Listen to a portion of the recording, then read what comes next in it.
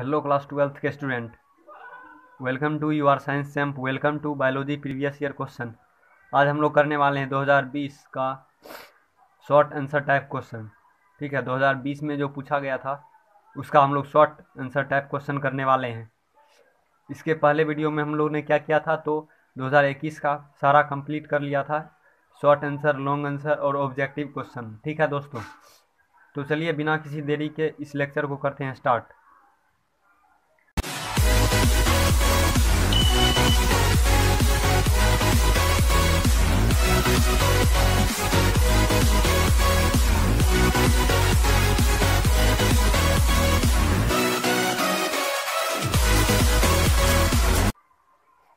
हमारा पहला क्वेश्चन क्या है दोस्तों, तो वो है right a brief note on any two of the following.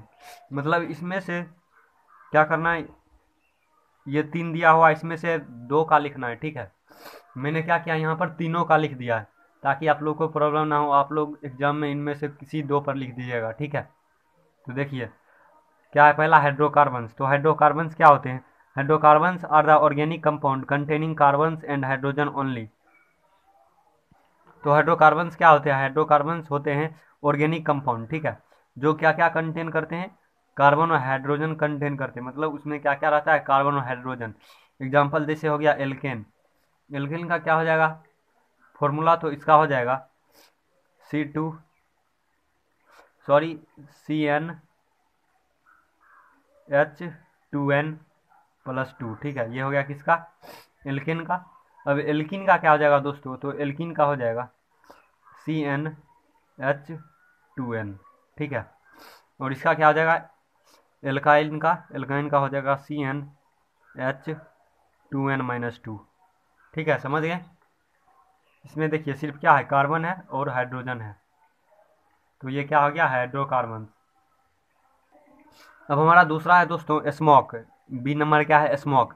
तो स्मोक क्या होता है? Smoke is a cloud of very small solid particles that is made when something is burned with a flame such as wood, paper, plastic. ये क्या होता है? एक cloud, मतलब बादल के जैसा होता है। Cloud of small very small solid particles, मतलब इसमें क्या सॉलिड पार्टिकल्स होते हैं और ये बहुत छोटे छोटे बादल की तरह होते हैं। ठीक है, और ये कब बनता है? जब हम लोग कुछ चीज़ को क्या करते हैं? बर्न करते हैं। जैसे कि एग्जाम्पल हो गया वुड, मतलब लकड़ी को, पेपर को या फिर प्लास्टिक को। ये सब को अगर हम लोग बर्न करें तो उससे स्मोक प्रोड्यूस होता है। ठीक है, उसी को हम लोग क्या कहेंगे? स्मोक। तीसरा है हमारा C number acid rain. Acid rain क्या हो जाएगा? तो acid rain is a rainfall with a pH less than 5 that have harmful effect on plants, aquatic animals and infrastructure. तो ये क्या हो गया? ये जो रेन होता है एक तरह का ऐसा रेन है जिसमें कि एसिड का रेन होता है। मतलब क्या हो गया, जो रेन होगा इसमें उसका जो pH वैल्यू होगा वो 5 से कम होगा। समझ गए? ऐसा जनरली होता है कि एसिड का जो pH वैल्यू होता है वो 5 से कम होता है। समझ रहे दोस्तों? और वो क्या करता है? प्लांट और एक्वेटिक एनिमल्स एंड इंफ्रास्ट्रक्चर, मतलब बड़े बड़े जो बिल्डिंग है या फिर प्लांट्स या एक्वेटिक एनिमल, ये सब को क्या करते हैं? हार्म करते हैं। जैसे कि एग्जांपल में ले लीजिए, ताजमहल का रंग जो है वो पीला हो रहा है, किसके कारण? वो एसिड रेन के कारण ही हो रहा है। ठीक है, और देखिए ऐसा कहा जाता है कि जब शुरुआत में बारिश पड़ती है, बारिश का मौसम जब शुरुआत में आता है, तो उस समय हम लोग को बारिश में नहीं नहाना चाहिए। ठीक है, उसी समय होता है एसिड रेन। जब शुरू का जो वर्षा होता है उसी समय क्या होता है? एसिड रेन, एसिड की वर्षा होती है। तो इसमें ऐसा क्यों होता है? तो इसका रिएक्शन दिया हुआ है। देखिए NO+O2, मतलब नाइट्रोजन मोनोऑक्साइड पर की वर्षा होती है, तो वो ऑक्सीजन में आकर क्या बना लेता है? HNO3, मतलब ये HNO3 बना लेता है। ये क्या है? एसिड है। इस एसिड का नाम है दोस्तों नाइट्रिक एसिड। ठीक है, इसका नाम क्या है? Nitric acid. और उसके बाद दूसरा है SO2+O2। ठीक है, SO2 मतलब सल्फर डाइऑक्साइड ऑक्सीजन के प्रेजेंस में क्या बना लेता है? H2SO4, मतलब ये क्या हो गया? Sulphuric acid. ये दोनों एसिड के कारण ही क्या होता है? एसिड रेन होता है। समझ रहे हैं? अब फ्रेंड्स हमारा question number 2, right a brief note on paste resistant plant. मतलब हम लोग को क्या करना है? पेस्ट रेसिस्टेंट प्लांट पर एक नोट लिखना है, छोटा सा नोट लिखना है। ठीक है, तो आइए क्या होगा, तो pest resistant plant are genetically modified plants which has resistant to the pest. मतलब ये जो प्लांट होता है पेस्ट रेसिस्टेंट प्लांट, ये जेनेटिकली मॉडिफाइड होता है, मतलब इसको मॉडिफाई करके बनाया जाता है, और वो प्लांट क्या होता है पेस्ट से जो है ये रेसिस्टेंट, मतलब पेस्ट इसका कुछ नहीं बिगाड़ सकते हैं। ठीक है, ये ऐसा प्लांट है जो कि पेस्ट इसका कुछ नहीं बिगाड़ सकते। पेस्ट में क्या हो गया, जैसे इंसेक्ट हो जाते हैं, कीड़े मकोड़े या फिर रैट, ये सब। ठीक है, और देखिए pest cause land degradation reduce the productivity of crops. मतलब या ये क्या कर देते हैं लैंड, मतलब लैंड डिग्रेडेशन मतलब क्या हो जाएगा पतन, मतलब क्या होता है लैंड का जो है वो फर्टिलिटी को कम कर देता है, और प्रोडक्टिविटी ऑफ क्रॉप्स मतलब फसल के उत्पादन को क्या कर देता है कम कर देता है। कौन, पेस्ट। पेस्ट क्या करते हैं, पहले तो लैंड को फर्टिलाइज नहीं करते हैं, मतलब लैंड की इनफर्टिलिटी हो जाती है। ठीक है, उसके बाद क्या होता है ये प्रोडक्टिविटी ऑफ क्रॉप को देता है रिड्यूस कर। ठीक है, it is also known as BT crops. इसको दूसरा नाम क्या है इसका, बीटी क्रॉप्स। किसका, पेस्ट रेसिस्टेंट प्लांट का नाम क्या है, बीटी क्रॉप्स। अब है दोस्तों हमारा question number 3, distinguish between asexual and sexual reproduction with the help of suitable example.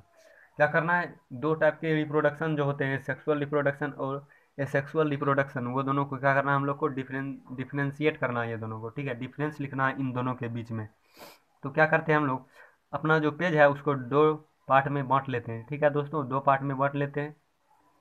तो ये देखिए मैंने इसे दो पार्ट में बांट दिया है, एक तरफ लिख लीजिए एसेक्सुअल और दूसरी तरफ सेक्सुअल। ठीक है, अब इसका पहला पॉइंट देखते हैं एसेक्सुअल का। It occurs in lower invertebrates and lower chordates and plant with simple organisation. मतलब एसेक्सुअल रिप्रोडक्शन किसमें होगा, लोअर इन्वर्टिब्रेट्स में होता है। ठीक है, लोअर इन्वर्टिब्रेट्स में होता है, और ऐसे प्लांट जिसका क्या हो स्ट्रक्चर जो हो वो काफ़ी सिंपल हो। ठीक है, सिंपल ऑर्गेनाइजेशन हो उस प्लांट का। और दूसरे तरफ क्या है sexual reproduction, it occurs almost in all types of animals and mostly in higher plants. ये जो होता है ऑल टाइप्स ऑफ एनिमल मतलब सभी एनिमल में होते हैं।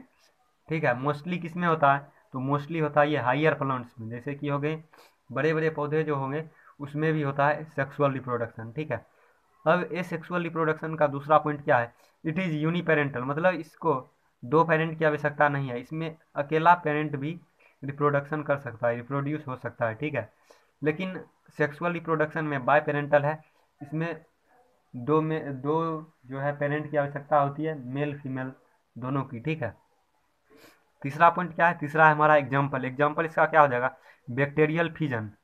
एसेक्सुअल रिप्रोडक्शन का एग्जाम्पल है फिजन। उसके बाद fragmentation, spore formation, budding of hydra, ये सब किसका एग्जाम्पल है, एसेक्सुअल रिप्रोडक्शन का। और सेक्सुअल रिप्रोडक्शन की बात करें तो हम लोग इसमें क्या है साइनगेमी। ठीक है, ये हो गया साइनगेमी, और उसके बाद एक्सटर्नल फर्टिलाइजेशन, और क्या हो गया कंजुगेशन। ठीक है, ये सब क्या है किसके एग्जाम्पल है, ये है सेक्सुअल रिप्रोडक्शन के एग्जाम्पल। अब है हमारा question number 4, describe about the casual organisation casual organism. ठीक है, उसके बाद symptoms, mode of transmission and treatment of typhoid disease. Typhoid disease के जो है ये सब क्या करना है, कैजुअल ऑर्गेनाइजेशन कैजुअल ऑर्गेनिज्म मतलब टाइफाइड डिजीज किस ऑर्गेनिज्म के कारण होता है, उसके बाद इसका सिम्टम्स क्या हो जाएगा, इसका ट्रांसमिशन का क्या कारण है, उसके बाद ट्रीटमेंट ऑफ टाइफाइड। तो पहले जानते हैं कि टाइफाइड होता क्या है। तो typhoid is a bacterial infection that can lead to high fever, diarrhoea and vomiting. मतलब टाइफाइड क्या हो जाता है, ये बैक्टीरियल इन्फेक्शन है। ठीक है, जिससे क्या होता है फीवर होता है, डायरिया मतलब दस्त हो जाता है, दस्त लगता है, और वॉमिटिंग उल्टी होने लगती है, हाई फीवर मतलब बहुत ज़्यादा जो है बुखार लग जाता है टाइफाइड के कारण। It is caused bye bacterial Salmonella typhi. यह किस बैक्टीरिया के कारण होता है, तो इसका नाम है सेल्मोनेला टाइफाई। ठीक है, कैजुअल ऑर्गेनिज्म इसका क्या हो गया, सेल्मोनेला टाइफाई। और इसका सिम्टम्स क्या हो गया, फीवर एंड रैश। रैश मतलब क्या हो जाएगा दोस्तों, जो लाल लाल जो है चेहरे पर दाग सा आ जाता है लाल लाल। ठीक है, और देखिए ट्रीटमेंट इसका क्या हो जाएगा, the only effective treatment for typhoid is antibiotics. Typhoid का ओनली जो है क्या इफेक्टिव ट्रीटमेंट, एक इफेक्टिव ट्रीटमेंट इसका क्या है, वह है एंटीबायोटिक्स। एंटीबायोटिक्स की एग्जांपल दिया हुआ है यहाँ पर सिप्रोफ्लॉक्सेसिन। ठीक है, ये क्या हो गया फॉर नॉन प्रेग्नेंट एडल्ट, ये नॉन प्रेग्नेंट एडल्ट के लिए है। क्या, सिप्रोफ्लॉक्सिन, ठीक है। ये रहा है हमारा एंटीबायोटिक्स, जो कि टाइफाइड के लिए ट्रीटमेंट है, ठीक है, टाइफाइड का यही ट्रीटमेंट है। अब देखिए question number 5, name 2 improved varieties each of rice and wheat. मतलब राइस एंड व्हीट जो है, इसके 2 इम्प्रूव्ड वेराइटी के नाम बताने हैं, ठीक है। 2 जो बदला गया वेराइटीज है इसका, चावल और गेहूं का, उसके नाम बताने हैं। तो चावल में क्या हो जाएगा, राइस में जया एंड रत्ना, ठीक है। चावल में क्या हो गया, जया एंड रत्ना। व्हीट में क्या हो गया, एटलस 66 और सोनालिका, उसके बाद कल्याण सोना। ये सब किसके हो गए, व्हीट के 3 हैं और इसके 2 हैं, ठीक है। अब है छठा question, describe about the hazard of, क्या है, ट्रांसजेनिक एनिमल्स। मतलब ट्रांसजेनिक एनिमल्स के हैजार्ड को हम लोग को क्या करना है, डिस्क्राइब करना है। तो आइए डिस्क्राइब करते हैं। A transgenic animals is one whose genome has been altered by the transfer of a gene और जीन्स फ्रॉम अनदर स्पेसीज और ब्रीड। ये ट्रांसजेनिक एनिमल्स क्या हो जाएगा, जिसका जो है जीनोम क्या होता है, ये बदल जाता है। कब बदलता है, जब इसमें जीन का ट्रांसफर होता है। कहाँ से, एनिमल, अदर स्पेसीज या फिर ब्रीड, किसी अलग स्पेसीज और ब्रीड के कारण जो इसमें जीन का ट्रांसफर होगा, उसमें क्या हो जाता है, इसका जीनोम जो है वो बदल जाता है। इसी को हम लोग क्या कहेंगे, ट्रांसजेनिक एनिमल्स, ठीक है। ऐसे एनिमल्स को हम लोग क्या कहेंगे, ट्रांसजेनिक एनिमल्स। समझ रहे हैं आप लोग, सारा क्वेश्चन अच्छे से समझिए। अब देखिए question number 7, what do you understand by chromosomal disorder, give the names of 3 such disorders. मतलब हम लोग को क्या करना है, क्रोमोजोन, क्या है, क्रोमोजोनल डिसऑर्डर, ठीक है, क्रोमोजोनल डिसऑर्डर है। तो देखिए इसका हम लोग क्या समझते हैं इसके बारे में, इसे डिफाइन करते हैं। Chromosomal disorder usually occurs when there is an error in cell division resulting in cell with too many copies of chromosomes। क्या होता है, ये एक ऐसा डिसऑर्डर है जो कि सेल डिवीजन जो होता है, ठीक है, सेल डिवीजन जो होता है उस समय क्या होता है, क्रोमोजोम के जो है बहुत सारे कॉपी बनने लगते हैं, ठीक है, मेनी कॉपीज ऑफ क्रोमोजोम्स। मतलब क्रोमोजोम्स के बहुत सारे कॉपी बनने लगते हैं, जो कि ज़रूरी नहीं है, ठीक है, बिना काम का ये बनते रहता है, इतने सारे कॉपी की ज़रूरी नहीं है। इसी को हम लोग क्या कहेंगे, क्रोमोजोनल डिसऑर्डर। ये कब होता है, सेल डिवीजन के वक्त, ठीक है। और देखिए it can be classified on two main types. इसको 2 मेन टाइप्स में क्लासीफाई किया गया है। पहला क्या है, न्यूमेरिकल एंड स्ट्रक्चरल। दूसरा, पहला है न्यूमेरिकल, दूसरा है स्ट्रक्चरल। अब इसकी 3 एग्जांपल हम लोग को देनी है। तो इसका पहला एग्जांपल क्या होगा, ट्राइसोमी 18, दूसरा क्या होगा, ट्राइसोमी 13, और तीसरा क्या होगा, क्लाइनफेल्टर सिंड्रोम, ठीक है, क्लाइनफेल्टर सिंड्रोम। ये क्या है, तीनों है एग्जाम्पल। अब है दोस्तों हमारा question number 8, describe the function of antibodies. Antibodies के फंक्शन को हम लोग को डिस्क्राइब करना है। इसका एंटीबॉडीज का जो फंक्शन होगा उसका वर्णन करना है। तो देखिए इसके क्या है, 3 मेन फंक्शन ये दिए हुए हैं, ठीक है। पहला पॉइंट क्या हो गया, antibodies are secreted into the blood where they bind to and inactive foreign substance such as pathogens and toxin. वो अगले पेज में, ठीक है। मैं पहले इसका एग्जांपल, इसका जो है मीनिंग आप लोग को समझा देता हूँ। तो एंटीबॉडीज क्या हो गया, जिसको क्या क्या करते हैं हम लोग, ब्लड में क्या कर देते हैं, इसको सेक्रेट कर देते हैं। और ये ब्लड में जब सेक्रेट करता है तो ये बाइंड कर लेता है, ठीक है, ब्लड के साथ ये इसका बाइंडिंग हो जाता है। उसके बाद क्या होता है, ये जो है पैथोजेंस और जो फॉरेन सब्सटेंस है उसको क्या करते हैं, ये इनएक्टिव कर देते हैं। जैसे कि कोई बैक्टीरिया हो गया या फिर पैथोजेंस हो गए, उसके जो है इफेक्ट को क्या कर देते हैं, कम कर देते हैं। इसी को, यही क्या हो गया हमारा एंटीबॉडीज। अब दूसरा पॉइंट देखते हैं इसका, एंटीबॉडीज का फंक्शन। तो दूसरा क्या है हमारा दोस्तों, antibodies activate the complement to the destroy bacterial cells by lysis. ये क्या करते हैं, एंटीबॉडीज क्या करते हैं, कॉम्प्लीमेंट सिस्टम को क्या कर देते हैं, ये एक्टिव कर देते हैं, ठीक है, जो कि क्या करता है, बैक्टीरिया को डिस्ट्रॉय करता है, ठीक है, समझ रहे हैं। अब तीसरा पॉइंट क्या है, antibodies facilitates phagocytosis of foreign substance by phagocytic cells. तो क्या आप लोग समझ गए हैं ये तीनों पॉइंट एंटीबॉडीज का फंक्शन। अब है हमारा क्वेश्चन नंबर 9 दोस्तों। तो इसमें क्या करना है हम लोग को, distinguish between the theories of Lamarck and Darwin, ठीक है। डार्विन और लेमार्क के थ्योरी को हम लोग को क्या करना है, इसमें अंतर बताना है। तो देखिए पहला क्या है, लेमार्क का theory. Lamarck theory of evolution was, evolution मतलब क्या आ जाएगा दोस्तों, सीरीज में जो डेवलपमेंट होता है किसी बॉडी का, उसी को हम लोग क्या कहेंगे, इवोल्यूशन। पहले हम लोग क्या थे, बच्चे थे, उसके बाद फिर धीरे धीरे एडल्ट हो जाते हैं, और उसके बाद बूढ़ा, यही क्या हो गया, हमारा इवोल्यूशन हो गया। तो देखिए Lamarck theory of evolution was based around how organism example animals और plants change during their lifetime and pass these changes on to their offspring. इसका मतलब क्या हो गया कि हमारे बॉडी में जो है बचपन से लेकर बुढ़ापे तक बहुत सारे चेंज आते हैं, ठीक है।